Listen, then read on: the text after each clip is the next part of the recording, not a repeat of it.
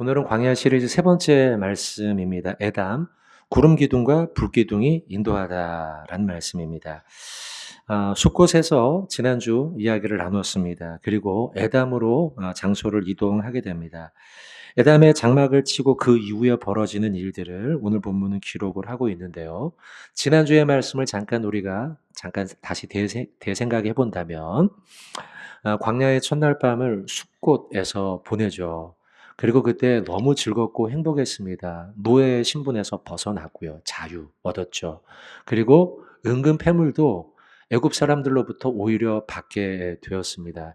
행복하고 즐거운 밤입니다. 그들에게는 먹을 거는 무교병밖에 없었지만 하나님 때문에 저는 너무 좋습니다라고 생각하면서 하나님을 찬양하고 예배하던 밤이 숫곳에서의 밤입니다.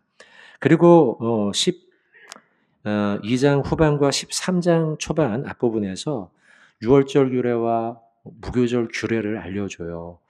이 규례는 애굽 사람은 뭐다? 너희만 오는 거야. 너희만 이 예식에 참여하고 너희만 이거 먹는 거야. 너희만 하나님의 자녀야. 이렇게 말씀을 해주시니 이스라엘 백성들은 아마도 숫곳에서 매우 특별한 감동을 가슴에 안고 잠자리에 들게 되었을 겁니다. 그리고 다음 날입니다. 다음 날부터 벌어지는 이야기가 오늘의 이야기입니다. 오늘은 절수마다 조금 나눠서요. 강해를 하며 말씀을 좀 보도록 하겠습니다. 첫 번째 사진 두 번째 거 보여주시면요. 13장 17절로 18절 상반절인데요. 자, 먼저 바로가 백성을 보낸 후라고 시작을 합니다. 별것 아닌 문장인 것 같지만 의미하는 바가 큽니다. 바로라는 이름을 언급하고 있고요. 그래서 이 잠깐 짧은 이 구절, 이쪽을 이제 잘 안 보여도 대략 보십시오. 바로가 백성을 보낸 후라고 하는 이 표현은 바로의 손으로부터 너희는 이제 해방이야. 이 이야기를 이야기하는 겁니다. 그러니까 별것 아닌 문장인 것 같지만 그런 의미를 담고 있어요. 또 너희는 바로로부터 해방이야 라고 하는 의미도 우리가 뒤로 가면서 더 좀 깊게 살펴볼 예정입니다. 연이어서 블레셋 사람의 땅의 길은 아, 어, 네, 블레셋 사람의 땅의 길은 가까울지라도 블레셋 사람의 땅의 길은 어디냐면 지도상으로 보시면 이쪽 이제 숫곳도 보이고 에담도 보이시죠? 에담, 오늘 장소가 저 에담인데요. 에담에서 저 바다 위쪽, 바닷길, 해안길을 얘기합니다. 지금 이 지도상으로 이렇게 돼 있는데 이제 학자들만의 의견이 많습니다. 다만 지금 이제 설교 시간 중에 제가 주로 여러분들에게 말씀드리는 것은 저희 개혁주의 신학 쪽에서 일반적으로 이야기하는 부분을 말씀을 드립니다. 어쨌든 에담에서 저 바닷길가, 해안길가 쪽으로 해서 바로 약속의 땅은 이쪽이거든요. 가장 빠른 길입니다. 이 길이요. 자료를 찾아보니 어떤 학자는요, 5일 만에 도착했을 수 있다. 이렇게 얘기해요. 5일. 5일이 너무 좀 짧다 싶으면 적어도 열흘 아니면 한 달 안에는 도착할 수 있는 거리입니다. 저 길이요. 근데 얼마 걸렸습니까? 40? 40년이 걸렸어요. 40년. 돌고 돌고 돌고 돌고 돌아 온 거예요. 여러분,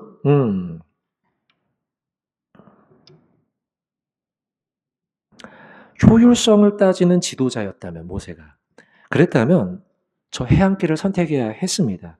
하지만 하나님의 인도하심과 역사는요, 늘 효율성만을 따지지는 않습니다. 하나님의 뜻과 계획이 있는 것이죠. 그 계획 속에 부합해야 하는 것입니다. 그래서 때때로 효율성이 아닌 돌아가도록 하기도 한다는 것이죠. 자, 그래서 돌아가게 하신 이유가 자, 여기 9절 뒤쪽에 쭉 나옵니다. 이는 하나님이 이쪽 보세요. 이는 하나님이 말씀하시기를 이 백성이 전쟁을 하게 되면 마음을 돌이켜 어디로 돌아간대요? 애굽으로 돌아갈까 한다. 이것이 하나님은 염려가 되었던 겁니다. 전쟁이 만약 벌어지면 약속의 땅으로 가지 않고 다시 애굽으로 노예였는데도 불구하고 돌아가려고 할 것이라는 게 이유예요. 위쪽 길로 가는 법은 요 애굽 해안가인데요. 이 애굽 해안가에는 무역로도 있기 때문에 중간중간마다 애굽 수비대가 있었습니다. 해안 수비대가 그곳들을 지키고 있었고요. 쭉 계속해서 더 가서 약속의 땅 근처까지 가게 되면 거기에는 블레셋 사람들의 땅이었습니다. 그 길을 따라 쭉 가면 애굽 사람 군대와도 전쟁이 벌어질 수 있고요. 블레셋 사람과의 전쟁도 벌어질 수가 있었습니다. 따라서 이 길은요, 빠르고 효율적인 길인 것은 맞지만 애굽 사람과 아니면 블레셋 사람과 즉각적인 전면전이 벌어질 수도 있는 땅이었던 것이죠. 사실 이스라엘 입장에서는 전쟁을 치를 준비가 전혀 돼 있지 않습니다. 마음만 들떠 있는 거예요. 애굽에서 탈출해서 나와서 너무 기분 좋고 하나님이 도우셔서 이런 고백은 하고 있지만 마음은 들떠 있어요. 뭐든지 다 될 수 있을 것 같아요. 그런데 아직 그들은 선민으로서 나는 하나님의 택한 민족이야라고 하는 공동체성이 아직 없어요. 따라 나올 때 모세가 가자고 하는데 나 모세 누군지도 모르는데 이러면서 따라 나온 사람들이 태반일 거란 말이죠. 하나님이 누군데? 430년 전에 하나님 그 하나님 아니야. 나는 잘 몰라. 이러면서 나온 사람들도 그 가운데 꽤나 많이 있었을 거라는 거죠. 그러니 전쟁을 치를 군사적인 역량도 안 되고 공동체가 가지고 있는 하나님을 믿는 믿음, 정체성 이런 것도 갖추지 못한 상태였다는 거죠. 전쟁이 벌어지면 패배할 게 분명하고 패배하기도 전에 전쟁이 벌어질까 걱정 때문에 그들은 애굽으로 돌아갈지 모른다는 거예요. 그래서 하나님께서는 홍해길, 점선으로 되어 있죠. 홍해길로 이스라엘 백성을 돌려보내신 거, 돌아가는 길을 만드신 거죠. 여기서 저는요, 우리가 함께 나누고 싶은 부분이 있어요. 이 의미, 이 말씀이 주는 교훈 있어요. 이 백성이 전쟁을 하게 되면 마음을 돌이켜 애굽으로 돌아갈까 함이라 이 구절인데요. 이 구절이 주는 메시지는 뭐냐? 지리적인 표시를 얘기하는 게 아니에요. 왜 지리 이쪽 길로 돌아갔는가? 단순하게 얘기하는 게 아니라 우리 인간들의 심리에 대한 하나님의 정확한 진단을 보여주는 구절이에요. 이게요. 인간은 이런 존재라는 것을 하나님은 이미 다 알고 계시며 진단하고 있다는 거죠. 잘 될 땐 좋았다가 좀만 지나 어려움을 만나면 꽁무니 빼버리는 게 인간이야 라는 것을 하나님은 알고 있다는 거죠. 너무 좋으신 하나님이죠. 너무 좋으신. 블레셋 길은 빠를지 모르지만 그들의 마음은 아직 전쟁할 준비가 되어 있지 않았던 거죠. 그래서 하나님은 홍해길을 통해 이 아래로 돌아가도록 하셨다는 거예요. 여러분, 17절, 18절 상반절이 보여주는 메시지, 인간은 연약함을 넘어 우왕좌왕 왔다 갔다 간사한 존재라는 거죠. 어제만 해도 숲곳에서 예배를 드리면서 너무 막 가슴이 막 부풀어 오르고 떠올랐다가도 어려움 한번 만나면 그 모든 받았던 은혜를 다 쏟아버리는 존재. 하나님은 그걸 미리 아시고 새로운 길로 그들을 인도하셨다는 거예요. 그래서 하나님은 고린도전서 10장 13절의 말씀처럼 감당치 못할 시험을 우리에게 주지 않는다는 거죠. 할렐루야. 그렇습니다, 여러분. 자, 두 번째 구절 한번 보도록 하겠습니다. 18절 하반절부터 19절입니다. 자막 한번 보여주실까요? 같이 한번 읽도록 하겠습니다. 대열을 지어 나올 때 모세가 요셉의 유고를 가졌으니 이는 요셉이 이스라엘 자손으로 단단히 맹세하게 너희는 내 유고를 여기서 가지고 나가라 하셨음이더라. 아멘. 자, 앞부분에 대열을 지었다라는 말씀이 나오죠. 이 대열이라는 거는 과거 성경에는 항오라고 되어 있으면 항오를 지었다는 거예요. 줄을 지어 작았다는 군사적인 용어입니다. 언제 전쟁이 벌어질지 모르니까 군사 이동처럼 그들이 이동했다는 거죠. 나올 때라는 표현이 있죠. 이 나올 때라는 말이 우리나라 말에도 어디 있다가 나왔다 그러면 안에 있다가 밖으로 나왔다 이런 의미가 좀 있죠. 여기에다가 히브리어 이 나오다라는 알라라고 하는 단어는 아래에서 위쪽으로 올라갈 때에도 나오다 이런 표현을 써요. 그래서 뭐 성경에 성소로 올라가다 이럴 적에도 이 단어를 똑같이 씁니다. 올라가다는 거예요. 그런 의미에서 요 짧은 18절 하반절이 보여주는 메시지는 뭐냐? 우리가 어떻게 살아야 되느냐? 군사와 같이, 그리스도의 군사와 같이 위로 올라가는 사람. 하나님의 나라를 향해 올라가는 삶을 살아야 된다. 이걸 잠깐 보여주고 있는 거죠. 본격적으로 19절을 보시죠. 19절에 요셉의 유골 이야기가 나오고 있습니다. 요셉의 유골. 사실 요셉의 유골 이야기는 400년 전의 이야기입니다. 400년. 다 잊어버렸을 이야기입니다. 우리나라로 치면 언제입니까? 6.25 전쟁도 아니고요. 일제시대도 아니고요. 조선시대 막 엄청 올라가는 이야기예요. 근데 그때 일의 이야기가 다시 등장하고 있는 거예요.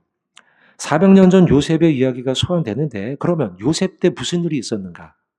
창세기 50장 25절입니다. 한번 읽어보겠습니다. 같이 창세기 50장 25절 시작. 요셉이 또 이스라엘 자손에게 맹세시켜 이르기를 하나님이 반드시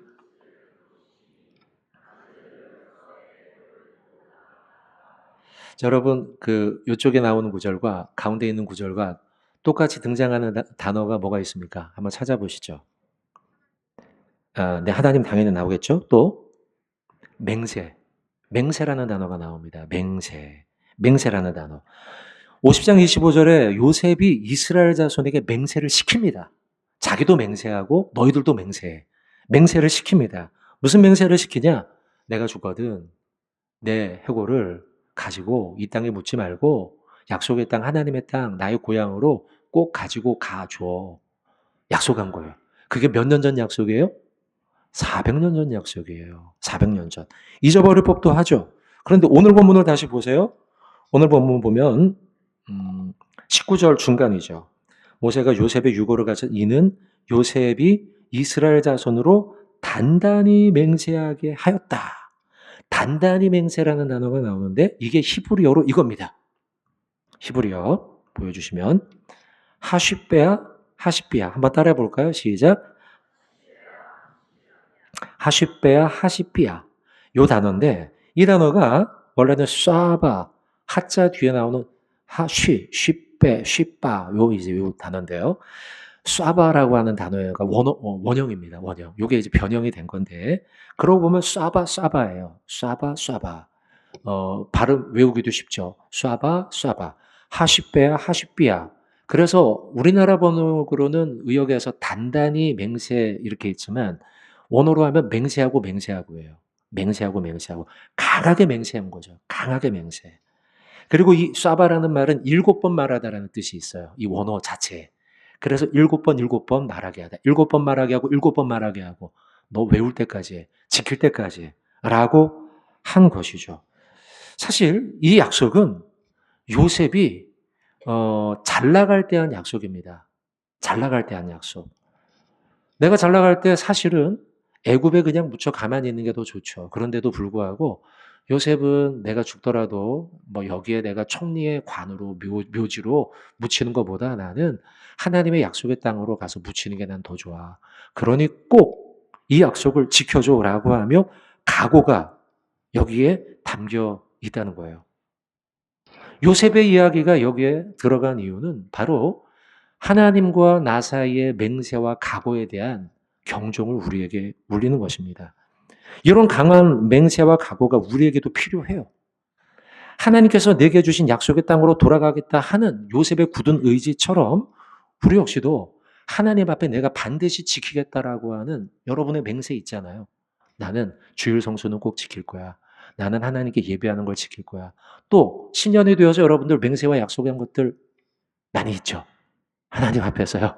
큐티를 하겠다. 새벽 기도를 하겠다. 훈련을 받겠다. 신앙적으로 잘하게 성경을 읽겠다. 여러분들 있으실 거예요. 그 약속들과 맹세를 요셉은 어떻게 했는가? 하십비야.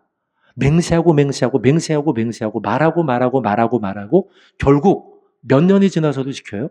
400년이 지나서도 지키더라는 거죠. 여러분, 여러분들은 하나님 앞에 했던 맹세 떠오르는 것이 있습니까? 한번 떠올려 보십시오.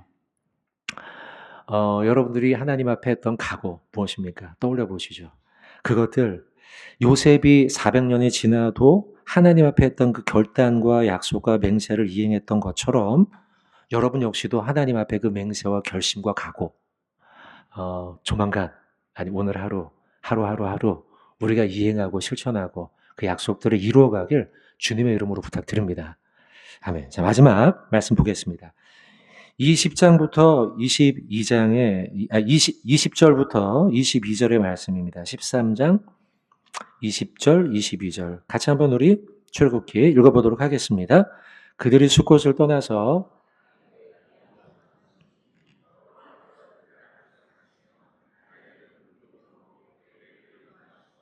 밤에는 불기둥을 그들에게 비추사 낮이나 밤이나 진행하게 하시니 낮에는 구름기둥, 밤에는 불기둥이 백성 앞에서 떠나지 아니하니라. 아멘. 자, 오늘 우리가 주로 살펴보고 싶은 구름기둥 이야기, 불기둥 이야기가 이제 나오고 있습니다. 매우 익숙한 구절이죠. 은혜도 많이 되는 표현입니다. 낮에는 더울까봐 우리에게 구름기둥으로 가려주시고, 밤에는 우리가 추울까봐 불기둥으로 따뜻하게 하시고, 그래서 우리는 보통 구름기둥, 불기둥의 이야기를 하나님의 보호하심, 세밀한 보호하심, 이렇게 이제 우리가 이해합니다. 예, 맞습니다. 맞는데요. 오늘 말씀을 가만히 보다 보니 그것보다 더 어쩌면 중요할지 모르는 중요한 메시지가 구름기둥, 불기둥 안에 담겨 있어요. 자, 결론인데요, 이게요. 뭐냐면 구름기둥과 불기둥은 하나님의 인도하심의 의미가 있어요. 인도하심. 인도하심. 보호의 의미도 물론 있습니다. 하지만 여기에는 인도하심의 의미가 아주 깊은 그 의미가 있다는 거죠. 20절을 보세요. 20절에 그들이 숫곳을 떠나서 광야 끝 에담에 장막을 쳤습니다. 하루길 정도 됩니다. 숫곳에서는 그들이 무교병밖에 없어서 좋아했어요. 그리고 이제 드디어 숫곳에서 에담까지 도착을 해서 장막을 쳤어요. 이 에담이라는 장소의 이름의 뜻은 맹수가 있는 곳, 이름 뜻 자체가 그래요. 에담이라는 뜻이요. 그러니까 이름을 딱 듣는 여기가 에담이야? 이 이름을 듣는 순간 이스라엘 사람들은 이제부터 맹수가 나타날지 모르겠구나. 이런 생각을 했다는 거죠. 그러면 그 의미가 뭘까요? 맹수가 나타나고 위험한 일이 도사리고 있고. 그러면 여러분이 지도자라면 어떻게 해야 됩니까? 맹수를 다 일일이 쳐야 됩니까? 뭐 그래야 되기도 하겠지만 더 지혜로운 방법은 뭘까요? 맹수가 없는 곳으로 안내하는 거죠. 길을 잘 가야 되는 거예요. 자, 그래서 이때 나타난 게 구름기둥과 불기둥의 이야기입니다. 특별히 출애굽기 13장 21절, 22절을 보세요. 보시면 여기에 두 개의 단어가 똑같이 나옵니다. 21절 앞부분에 여호와께서 그들 앞에서 가시며 앞에서라는 단어. 또 22절 중간에 낮에는 구름기둥, 밤에는 불기둥이 백성 앞에서라는 말씀이 나오고 있어요. 그들 앞에서, 백성들 앞에서 구름기둥과 불기둥이 앞서 갔다는 거죠. 또 17절, 18절, 21절도 보여주시겠습니까? 13장, 출애굽기 13장 17절. 17절 중간에 보시면 그들을 그 길로 인도하지라고 하는 단어죠. 인도. 18절 중간에도 보시면 백성을 인도하심에. 21절도 보시면 낮에는 구름 기둥으로 그들의 길을 인도하시고 라고 하면서 지금 구름 기둥, 불기둥 사건에서 반복되는 표현이 뭐냐? 인도. 앞에서예요. 그러니까 구름 기둥과 불기둥의 의미는 무엇이냐? 백성들 앞에 하나님이 인도자가 되시고 그리고 백성들의 갈 길을 하나님은 인도하신다라는 의미가 여기에 있다는 거죠. 하나님께서 앞서가시고 그들의 길을 인도하신 거예요. 구름 기둥과 불 기둥의 이야기는 결국 무엇에 대한 이야기냐? 광야길을 헤매는 그들에게 하나님은 인도자가 되신다. 맹수가 득실거리는 곳을 피하여 가도록 하나님께서는 인도하신다. 곧 가게 되면 수비 해안가, 해안 수비대 만날 해안길이 아니라 하나님은 홍해길로 그들을 인도하신다. 구름 기둥과 불 기둥의 이야기는 바로 이와 같이 인도하심의 이야기라는 거죠. 민수기 9장 17절인데요. 한번 읽어보시죠, 같이. 민수기 9장 17절 시작. 구름이 성막에서 떠오른 때에는 이스라엘 자손이 구름이 머무는 곳에 이스라엘 자손이 진을 쳤으니 아멘. 그러니까 민수기엔 더 구체적으로 이야기하죠. 구름이 움직이면 움직인 거예요, 사람들이요. 그 구름이 멈추면 멈춘 거예요. 구름 기둥이 머무르면 이스라엘도 머무르고 구름 기둥이 떠오르면 진행하고 하나님이 인도자가 되신다라는 것을 보여주는 것이 구름 기둥과 불 기둥의 이야기라는 거죠.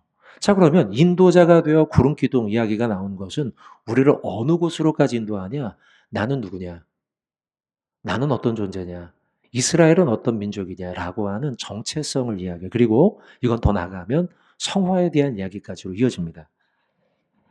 과거 그들은요, 바로의 인도를 받는 존재였어요. 애굽에 살 때. 애굽에서는 그들은 바로의 인도, 바로가 자, 이스라엘 백성들 여기 와서 뭐 하세요? 그러면 그들 바로의 이야기를 들어야 돼요. 하지만 이제는 아까 우리가 17절이었죠. 바로가 그들을 놓아줬다라고 하는 구절. 이제 그들은 바로의 인도를 받지 않아요. 구름 기둥과 불 기둥을 따르며 하나님의 인도함을 받는 거예요. 그래서 구름 기둥과 불 기둥의 이야기는 무엇에 대한 메시지냐? 주권의 전환, 통치의 전환의 이야기예요. 물론 여기에는 보호하심의 의미가 있죠. 그러나 먼저 우리가 생각해야 될 바는 구름 기둥과 불 기둥의 이야기는 나는 누구를 따를 것이냐? 주권의 전환. 나는 누구의 통치를 받을 것이냐? 통치의 전환. 그러다 보면 나는 어떻게 살아갈 것이냐라고 하는 성화의 문제까지 우리는 다른 삶을 살아가는 존재라는 것까지 나아가게 된다는 거죠. 자, 사랑하는 성도 여러분, 6월절을 통과한 이스라엘은 더 이상 애굽 사람이 아닙니다. 이들은 하나님의 사람이에요. 구름 기둥을 따르고 불 기둥을 따라가는 하나님의 사람이라는 거죠. 하나님은 광야에서 구름 기둥으로 앞서 가신 거예요. 통치의 전환을 보여주고 있고 정체성의 전환의 선언인 거예요. 너희는 더 이상 바로의 인도 아래 있지 않아. 너희는 내 밑에 있는 거야. 너희는 나의 인도를 받는 거야. 라는 거예요. 자, 사랑하는 성도 여러분, 우리는 오늘 몇 가지의 말씀을 나눴습니다. 17절, 18절 사이에서 전쟁이 저쪽 해안가 길로 가면 벌어질지 몰라서 애굽으로 다시 돌아가려고 하는 간사한 인간의 마음, 그걸 봤죠. 그럼에도 불구하고 하나님은요, 너 못됐다. 정죄하지 않으시고 자비하시죠. 너 그렇게 하면 애굽으로 다시 돌아가면 다시는 못 나와. 그러니 일로 홍해길로 가자. 자비하신 하나님의 섭리에 대해서 봤습니다. 18절부터 19절 사이에 기억나는 히브리어 하십베야, 하십비야. 맹세하고 맹세하고 맹세케하고 맹세케하고 무려 400년이 지났는데 그 약속을 결국에는 지켜내죠. 믿음의 각오와 맹세와 결심. 여러분들에게 물었죠. 나는 하나님 앞에 어떤 맹세를 과거에 했습니까? 나는 어떤 각오를 하나님 앞에 올려드렸습니까? 나는 그리고 그 맹세와 각오를 지금도 성실하게 지켜가고 있습니까? 여러분께 도전을 좀 드렸습니다. 마지막이었죠. 오늘 하이라이트. 구름기둥, 불기둥의 이야기를 봤습니다. 우리가 구름기둥, 불기둥의 이야기를 단순히 보호하심의 이야기로만 한정하지 말고 맞습니다. 물론 우리의 하나님의 우리를 향한 보호죠. 맞습니다. 하지만 이 구름기둥과 불기둥은 하나님의 인도함의 메시지예요. 에담, 이곳은 맹수가 득실거리는 곳이야. 그 길로 가면 안 돼. 이곳은 낭떠러지가 있는 곳이야. 그 길로 가면 안 돼. 여기에는 애굽 수비대가 있어. 여기에는 블레셋 군사들이 있어. 안 돼. 그러니 내가 구름 기둥으로 갈 길을 인도해 줄게. 그러면 우리 입장에서는 뭐예요? 그 인도함을 따라 통치의 전환이 내 안에 일어나는 거죠. 과거에는 바로의 통치를 받았지만 내 뜻대로 내 스스로가 통치했지만 이제는 구름 기둥 되고 불 기둥 대신 하나님의 통치를 받고 하나님의 인도함을 따르겠습니다. 라고 하는 메시지가 구름 기둥과 불 기둥의 메시지입니다. 바라기는요, 여러분들, 우리 사랑하는 정윤의 가족 여러분들, 이 한 주간 사시면서 오늘 나누었던 말씀 가슴에 담고 주님의 인도함을 뒤따라가는 구름 기둥의 불 기둥의 성도, 저와 여러분 되시길 주님의 이름으로 축원을 드립니다.